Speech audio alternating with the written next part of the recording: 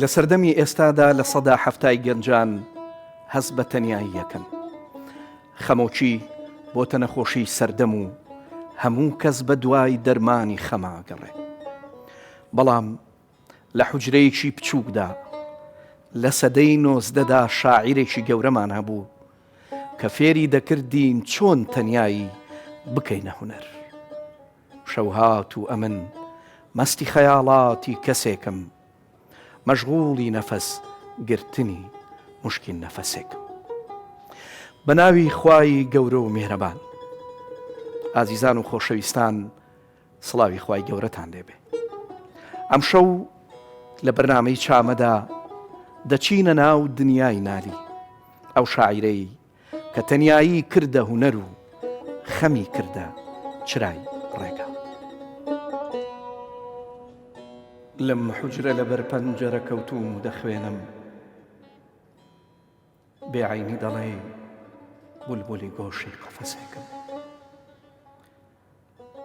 هەم وارسی فەرهادم و هەم نائیبی مەجنون، وا تێمەگە قوربان کە گەدا بولهەوەسێک. واللهی کڵاوی سەری من چەرخی دەماڵی،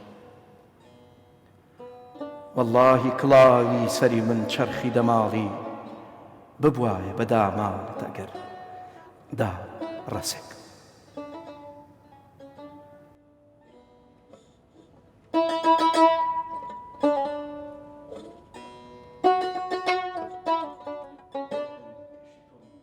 گردن کەچی تۆم بێ کەشش و مێر و قەلادە، وازەن مەبەنا عارف و هەرزە مەگەسێک. وەکو نالیەڵێ خۆشاڕەندێ لە دنیا بێ مبالات و مجەڕەد بێ، بە ڕۆژ زیندەی جەماعەت بێ، بە شەو مات و مجەڕەد بێ. بە ظاهر تاووسی ڕەنگین صفاتی ته على التاهی، بە باطن قمری و خاکستەری مات و مجەڕەد بێ. بۆ قسەکردن لەسەر ئەم تەوەرەیە میوانداری زۆر بەڕێز دکتۆر دانا ئەحمەدمان کردووە کە ئەم شەو لە خزمەتیدا دەبین بۆ قسەکردن لەسەر ئەم تەوەرەیە. زۆر بەگەرمی بە ناوی ستافی بەرنامە و ئێوەی عزیز و خۆشەویستەوە بە خێراتنیەکەی یەخوا بەخێربێ. سپاس بۆ ئامادەبوونە دکتۆر. سپاس بۆ ئێوەش و بە هیوام کاتێکی خۆش بۆ ئێوە بۆ ئەوانەی کە هەموو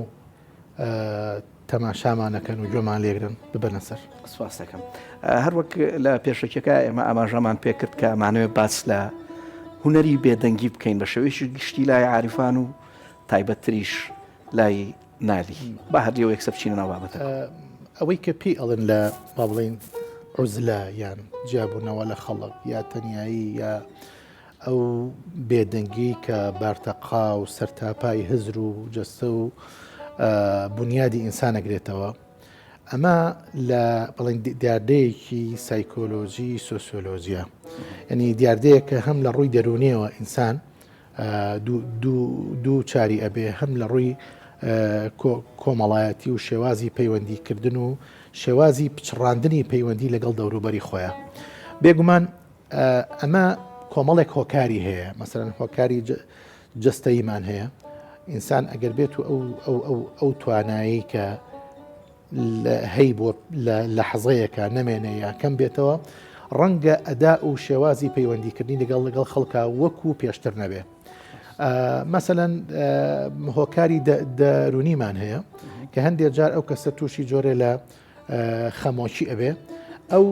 دیپریشنایە ئەو خەمۆکیە وای لێ ئەکا کە شێوازی بڵێن تەعامل نەکردن و دابڕان لە خەڵک هەڵ ببژێرێ. حاڵەتێکی کە ئەوەیە هەندێک جار بەهۆی بڵاوبوونەوەی پەتایەکەوەیە، وەکو بینیمان لە 2019 کە کۆرۆنا بڵاو بووەوە و بۆ هۆی ئەوەی کە خەڵک دا ببڕێ لە یەکتری، کە ئەمەش تمان جێکەوتی هەیە، ینی ئەسەری هەیە، ئەسەری دابڕان لە خەڵک شتێکی کەم نییە. چەندین نەخۆشی، چەندین حاڵەتی دەرونی خراپ، چەندین حاڵەتی کۆمەڵایەتی خراپی لێ ئەکەوێتەوە. هەندێک جار هۆکاری پیری هەیە زانی ئینسان کە بە ساڵە ئەچێ ئەو توانە و تااقەت و زەی نامێنێ وەکو جاران هاتوو چۆی خەڵک بکە و پەیوەندی بە خەڵکەوە بکە و قسە بۆ خەڵک بکە و قسە لە خەڵک وەربگرێ ئەم مەحوی ئەڵێ لە پێکەوتوم و نەفسم بۆ هەوا ئەشنێ وەکو مناڵ لەبەر پیری سرم خۆی ناگرێت تازە پێ ئەگرم خۆزگە هەموو پیرێوە بۆە ئازانی حاڵەتێکی تر کە ئێستا مجتەمەعی ئینسانی ئەناڵێنێ بەدەستەوە مەسئلەی بڵاوبوونەوەی ئەو تۆڕە کۆمەڵایەتیەیە کە حاڵەتێکی دروست کردووە زاراوەیەکی سۆسیۆلۆژی هەیە پێی ئەوترێ المجتمع الافتراضي یعنی مجتمعێکی گریمانەی دروست کردووە مجتمعێک کە لە حەقیقەت و ماهیەتە ئینسانی تانیە یەک تاقە کەسە لە هەمان کاتە بیرکردنەوە و هزربازی و مامەڵەکردنی تاکێکی گریمانەیش دروستەکە بۆ تەماشاکە ئەو کەسەی کە ئەکەوێتە ناو با بڵێن ژینگەی کۆمەڵگەیەکی ئیفتیرازیەوە وا هەستەکا کە خەڵق لە بڵێ کۆنتاکتی لەگەڵ دەوروبەری خۆیان هەیە مالعیلم وانە ئەو کۆنتاکتی کە هەیەی لە ڕێی ئەو شاشەیەوە تووشی دوو حاڵەتی زۆر خراپەکە یەکەم فشارێکی دەرونی زۆری لێکە دووەم وای لێ ئەکا قەناعەتی بە هیچ شتێ نەبێنێ ئەنی لە هیچ شتێک ڕازی نەبێ نەبێ بەشی خۆی نە بەشی خەڵک تۆ تەماشاکە ئێستا بۆ نمونە کەسێک تەماشای بۆ نمونە هاوڕێی ئەکاونتی شخصێک بکەتەوە لا على تەعین کێڵە بجێ لە بجێرە چی لەلایە پێش هەموو شتێ خوشکەکانی و براکانی و پورزاکانی و ئامۆزاکانی و کێو ئەمانە لە ماهیەت و لە حەقیقەتی ناو خێزانی هەریەکێ لەمانەیە کۆمەڵە گرفت و کێشە هەیە وەنیە باشە بەزەوەی کە ئەمە لە مجتەمع حەقیقەکە بەڵام ئەوەی کە ئەم لەم مجتەمع ئیفتیرازیای بینێ ئەوەیە کە کابرا قاتی جلی ئاوا جوانی لەبەر کردووە کۆی جەنابە لەسەر گۆیژەوە ستاوە بەم بەفرە وەنیە لەسەر لا ڕسمیشی گرتووە وەنیە باو پەڕی پێەکەنی و لێ قەلیق و چوزانم بەو پەڕی دڵێکی خۆشەوە ئامە دانیە ئەمیش دوو جار بە قوربان بە ساقی بێت زۆر دڵشی بۆ نەرێ ئەمە کە تۆ تەماشایەکەی تۆ یعنی حاڵەتێکی فیزیکی خراپت هەیە لای خۆت زانی کۆمەڵە گرفتت هەیە ئەو گرفتە لەو گرفتانەی ئەو دابڕاویت یعنی وا هەستەکەی کە ئەو فعل لەو خۆشیایە کە بەدەم و چایەوە دیارە ئەمە فشارد لێکە ئەمە فشارد لێکە ئەمە یەک دوو واد لێ ئەکا کە بە بەشی خۆت ینی قەناعەتت دەبێت بەشی خۆت و واد لێ ئەکا تووشی جۆرە لە غیرەتەکە بەرامبەر ئەو کەسە جابراتە خوشکتە ئامۆزاتە کەسێکە ئەها لە چەند لاوازرە لێە ئەزانی يعني حاڵەتە ئینسانیەکان تقریبان بوون بە ئایکۆن یعنی بالضبط ئاوا یعنی ئێستا زانایان گەشتونەتە ئەو قەناعەتەی کە تەماشاکردنی وێنەیەکی وە کە ئەو فشارەت کە ئەو شارە دەرونێسە دروستکە وەک ئەوە وایە ڕۆژانە 15 جگەرە بکێشی ڕۆژانە ینی زەرری 15 جگەرت لێدە تەماشاکردنی یەک وێنە لەوانە ئەزانی ئەنجا طبعا ئەمە بۆ گەورە ئەی بۆ مناڵ والێ ئەکا درەنگ زمان فێر ببێ درەنگ بیر بکاتەوە نەتوانێت تحقیقی ذاتی خۆی بکە ناتوانێت کەسایەتیشی دامەزراوە لەسەر پێوەستاوی خۆیە بێ ئەزانی درەنگ شناسی خۆی بە دەوروبەری خۆی بناسێنێ بۆیە دیستۆفسکی قسێکی جوانی هەیە ئەڵێ من عادەتێکی خراپمێ وسری قسێکە خراپ ئەڵێ عادەتێکی خراپمێ زۆر جار لە خەڵکدا بڕێم بۆی عازیەتیانێ لە خەڵکدا بڕێم بۆی عازیەتیان نەک پەیوەندیم هەبێ لەگەڵیانە بە شکڵێکی ئیفتیرازی بۆی خۆم عازیەت بم چەند جوانە زانی کە ئەچینە ناو دنیای ئەدەبەوە دووشتی زۆر سەرەکی هەیە طبعاً بیرمان نەچێت جیاوازی نێوان شەو ڕۆژەمەیە شەو ئینسان ساکنە یعنی تووشی حاڵەتێکی ئیستیقرار و سەقامگیری ئەبێ لە ڕووی دەرونیەوە بۆیە ئینە ناشئەتە اللەیلی ئەشەد وەطئا وئەقوەم قیلە ئەم قسەیە ئەگەر بکەیت بە کوردی بیکوردێنی قسەی دەم و دڵی ئینسان لە شەوە زۆر نزیکە لە یەکەوە جوانە ئەبێتەوە بەخۆی ئەزانی لەبەرەوەیە دووشت هەیە لە شەوە کە ئێمە کە تەماشایەکەین دووشت لە شەوە زۆر بەڕوونی لە ناو دنیای ئەدەبا خوێنینەوە یەکەم ئەوەیە کە تەنیایی شەو وا لێ ئەکا کە دەرکەوت یعنی ئینسان جوانەکانی دەرکەوێ پاکیەکانی دەرکەوێ بێگەردیەکانی دەرکەوێت هەر بۆیە زوڵمەت پۆشە نوری ئەهلی جەوهەر نوری ئەهلی جەوهەر دەرکەوێ سەیری حەقیکەن لەسەر ئەمما و ئەستێرانش ئەڵێ شەو نەک حەقی بەسەر زاتەوە هەیە بەس و تەماشاکڵە حەقی بەسەر مانگ و ئەستێرەشەوە هەیە جا ئەگەر تاریکی شەو نەبووە چۆن ڕۆشنایی مانگ و ئەستێرەمانە بینی ئێمە ڕاست چۆن ئەو نورە جوانەمانە بینی کە یعنی تیشکی ئەستێرێکمانە بینی ئەیدا لە چاوی ئینسان و هادی ئێکات شەمسی تەبرێزی ببەخشە لەسەر ئەمە شتێکی زۆر جوانی هەیە ئەڵێ ڕووناکایی ڕۆژ ئینسان ناتوانێت ڕاستەوخۆ سەیریکە بۆ لەبەرەوەی کە ڕۆشناییەکەی ئەوەندە زۆر و نورەکەی ئەوەندە وەکڵی بێپایانە ئینسان ناتوانێت تەماشایکە بەڵام شتێکی زۆر جوانەڵێ ئەڵێ بەڵام خۆ جێکەوتەی ئەم ڕۆشناییە ئەتوانی لە مانگە هەست پێ بکەیت جوانە خاڵی دووهەم ئەوەیە کە ئەم حاڵەتەی شەو کارێکی وای کردووە لە هەندێک لە شاعران و لە ئەهلی کەلام کە شەو خودی خۆی وەکو عاشق سیر بکەن وەکو عاشق تەماشای بکەن شەوەکە عاشقە شەو هەموو شەو چاوەڕێیە ڕۆژ هەڵێ هەر ڕۆژ هەڵات مەحوە سەرتاپە لەبەر پێە فیدارانە ئەڵێ شەو ئەمەندە حەزی لە ڕۆژە ئەمەندە عاشقی ڕۆژە چاو لە ڕێ بۆی ڕۆژ هەڵبێ کەچی کە ڕۆژ هەڵایە مەحوە بێتەوە خۆی نامێنێ خۆی فەوتێنێ ئەمەندە عاشقی ڕۆژە آخر یەکێ لە صفاتی عاشق ئەوەیە کە مەعشوق دەرکەو ئەم نەمێنێ ئەم مەحوو بێ ئەزانی ئەوەی کاڵێ تۆ کە دەرکەوتی مەپرسە چی بەسەر دێجان و دڵ حاڵەتی شەونم تەماشاکە لە وەختی ڕۆژهڵات ڕۆژهڵات شەونەکە نامێنێ مەحوو بوونەوە یعنی جوانترین و نزیکترین و پاکترین صفەتی عاشقە بۆیە جا ئەڵێ باش یعنی تۆ دلیلت چییە بۆ ئەوەی کە شەو ئەوەندە عاشقی ڕۆژە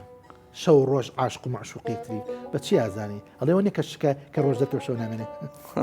چاوەڕێک تا دەرەکەی کە دەرکەوت نامێنێ زانی لەبەرەوە ئەم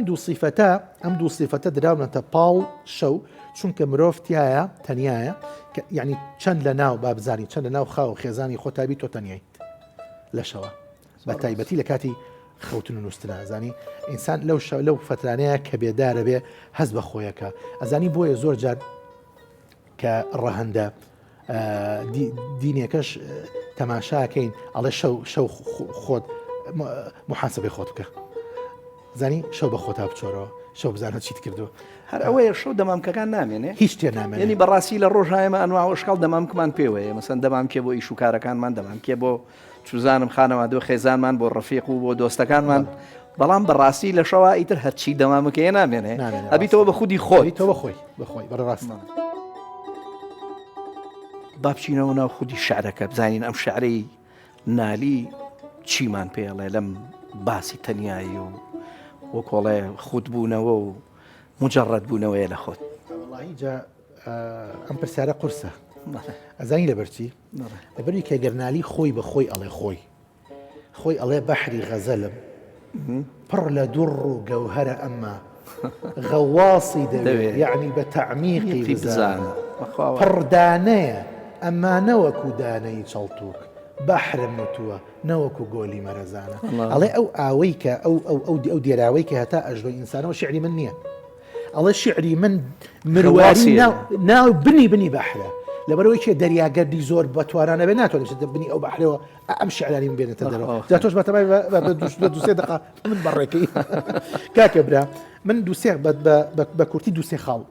دووسێ خاڵتە عرض دەکەم خاڵی یەکەم ئەوەیە کە ئەوەی یعنی یەکەم صیفەتی عاشق یەکەم صیفەتی شەو وەکووتم هەندێک لە شاعرانی ئێمە کە شەویان تەشبیه کردو بە عاشقەوە و شەو بە عاشق دانێن ئەوەیە کە ئومێدێکی زۆری تایە ئەزانی شەو هات و ئەمن مەستی خەیاڵاتی کەسێکم مەشغوڵی نەفەسگرتنی موشکی نەفەسێکم یعنی خۆم سرک کردووە خۆم بێدەنگ کردووە ئەزانی خۆم مات کردووە بۆ ئەوەی کە ئەو معشوقەوە بەردەما بڕوە خۆی نا بۆنێکی بکەم مشکی نەفەس بەس بۆنێکی بێ بەسەر ما بەسمە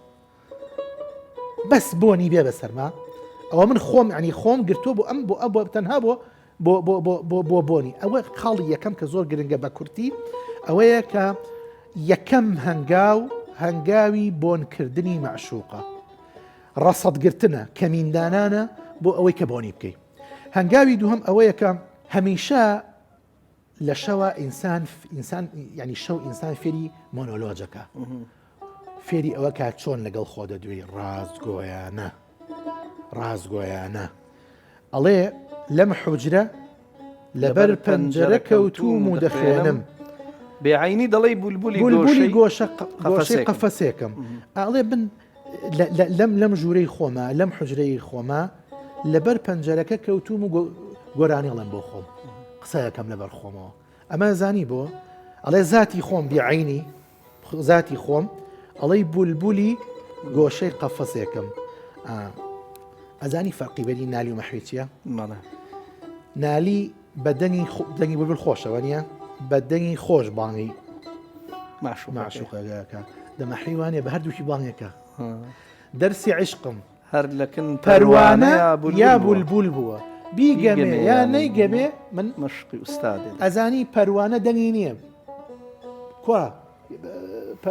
وەک بولبولەم هاوارە بە پەروانە حرامە پەپولە دەنگی هەیە بە دەوریم ئاگرەیە سوڕێتەوە تاکەوێتە ناوی ئەمرێ مەحبە بێویش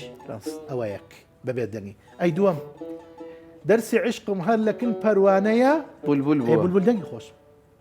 بەڵام نالی دەنگەکە هەڵەبژێرێ دەنگ ئەزانی بۆ چونکە لە دەنگە ئینسان هێزی تایە بێدەنگی بێهێزیە بێدەنگی قەناعەتکردنە بەڵام لە دەنگە هێز هەیە قووەت هەیە توانا هەیە زانی بۆی نالی دەنگ هەڵەبژێرێ. خاڵی سێهەم ئەوەیە کە بە کورتی ئەوەیە کە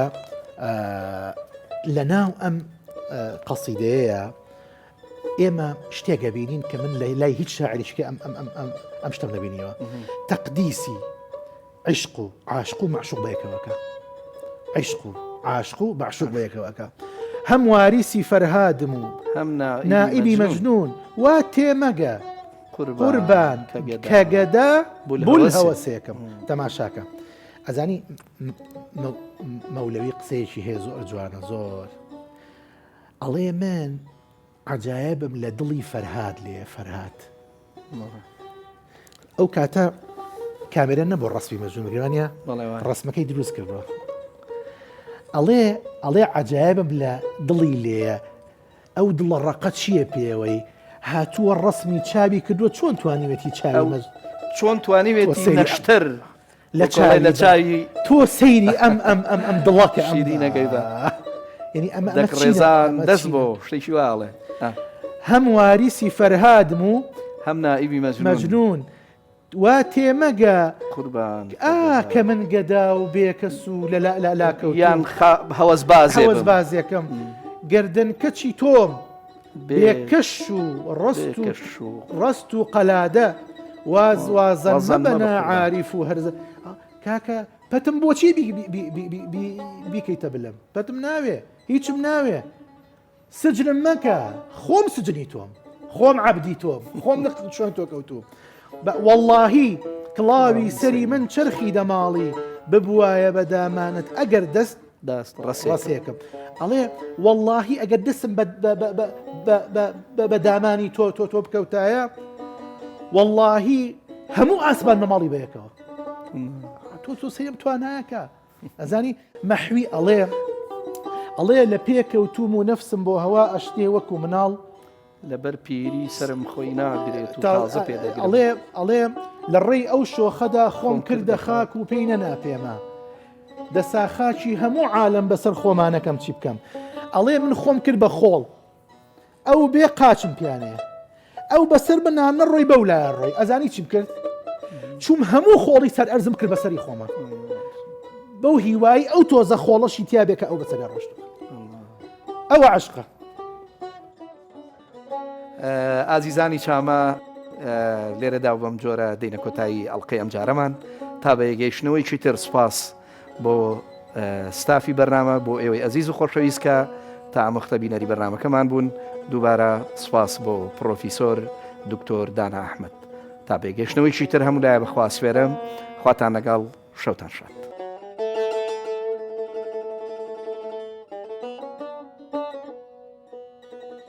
لە کۆتاییدا نالی پێمانەڵێ تەنیایی دۆخێکە بەڵام تەنیابوون هەڵبژاردنە. خەم دەتوانێ ببێتە سەرچاوەی داهێنان، شەوی تاریک دەتوانێ ببێتە کاتی ڕووناچی بۆ ناو و دڵ و دەروونمان. بەم شێوەیە نالی وەک مامۆستایەکی گەورە فێرمانەکە کە چۆن تەنیایی بکەینە دەرفەتی خۆناسین، چۆن خەم بکەینە سەرچاوی داهێنان، چۆن لە تاریکیدا بە دوای ڕووناچیدا بگەڕین.